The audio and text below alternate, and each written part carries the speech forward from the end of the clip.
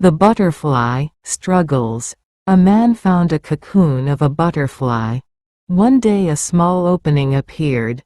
He sat and watched the butterfly for several hours as it struggled to force its body through that little hole, until it suddenly stopped making any progress and looked like it was stuck.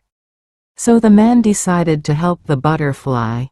He took a pair of scissors and snipped off the remaining bit of the cocoon. The butterfly then emerged easily, although it had a swollen body and small, shriveled wings. The man didn't think anything of it and sat there waiting for the wings to enlarge to support the butterfly.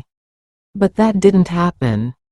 The butterfly spent the rest of its life unable to fly, crawling around with tiny wings and a swollen body.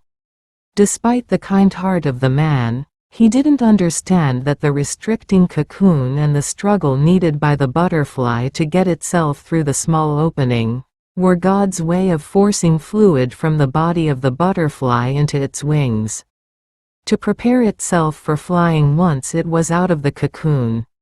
Moral: our struggles in life develop our strengths. Without struggles, we never grow and never get stronger. So it's important for us to tackle challenges on our own, and not be relying on help from others.